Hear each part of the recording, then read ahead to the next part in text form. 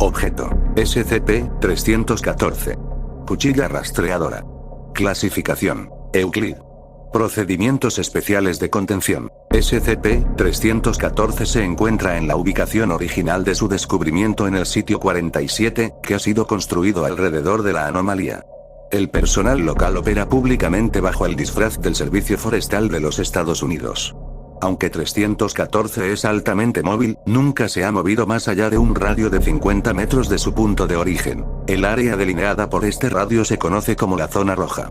314 ha creado una depresión igualmente grande en la Tierra bajo su punto de origen.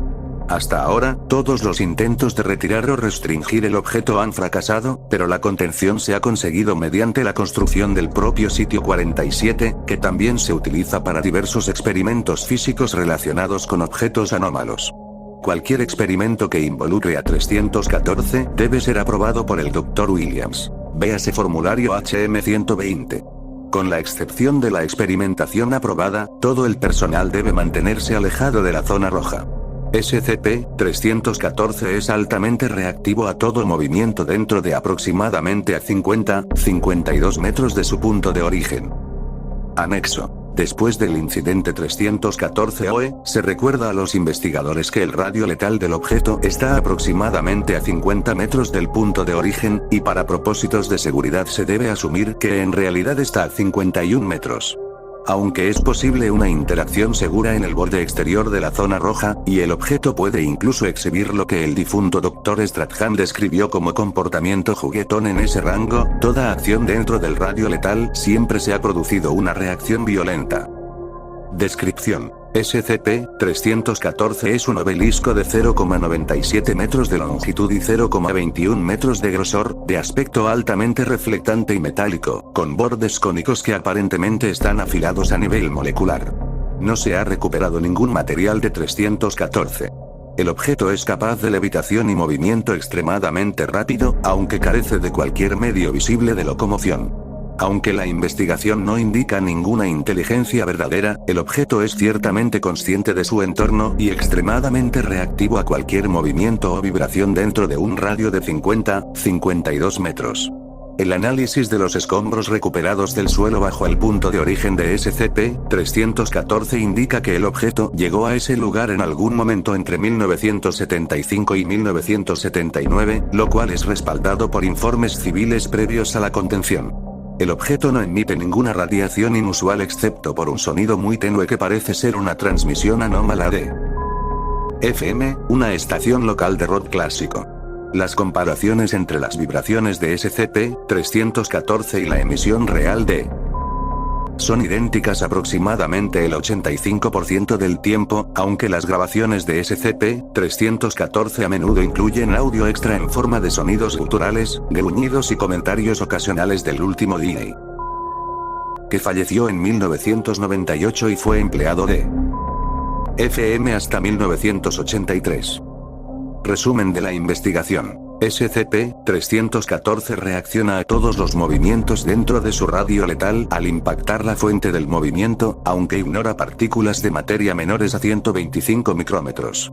SCP-314 continuará reaccionando de esta manera hasta que el objeto desencadenante ya no se mueva, haya salido del radio muerto o haya sido reducido a pedazos lo suficientemente pequeños como para ser ignorados. Muestra una precisión infalible. Aún no se ha establecido ningún límite a su velocidad. La experimentación actual gira en torno a la introducción de múltiples blancos a la vez en el radio letal de 314 para cuantificar su método de identificación, priorización y reacción a múltiples blancos. Múltiples blancos de lento movimiento son a menudo derribados en orden de su introducción a la zona letal. Este método especial sugiere que 314 anticipa nuevos objetos a ser introducidos. En el experimento 314-113, varias pelotas de tenis fueron lanzadas al radio letal por investigadores que estaban fuera de la zona roja. SCP-314 diseccionó cada bola cuidadosamente de tal manera que el momentum restante las sacó del radio muerto, mientras que se colocaba en posición para golpear las bolas que aún no habían sido lanzadas.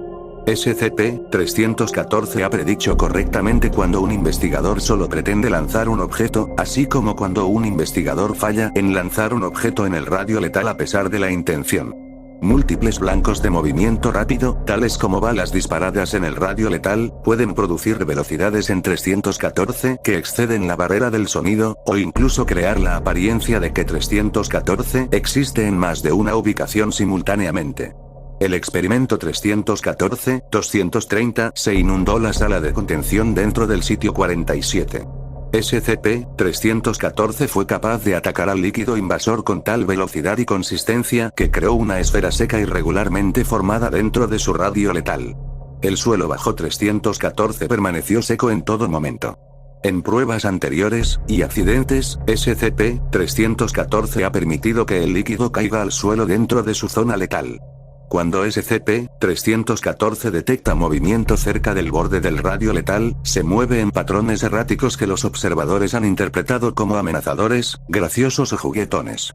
Estas mociones a veces corresponden a los individuos que las provocan, sugiriendo que 314 puede tener algún medio de reconocer o recordar a los individuos a quienes ha estado expuesto previamente. Falla de contención 7 de diciembre de 2000. Aproximadamente a las 3:23 de la tarde hora local, SCP-314 salió de su área de operación previamente definida y cortó a través de las paredes del sitio 47 antes de regresar a su lugar de origen. Ningún miembro del personal resultó herido durante este evento. Ese momento coincidió con una revisión externa sobre si el SCP-314 debía o no reclasificarse como seguro. Si esto es coincidencia o no está aún por determinarse, pero demuestra claramente que no sabemos todo sobre este objeto o sus motivaciones, o si es capaz de tenerlas.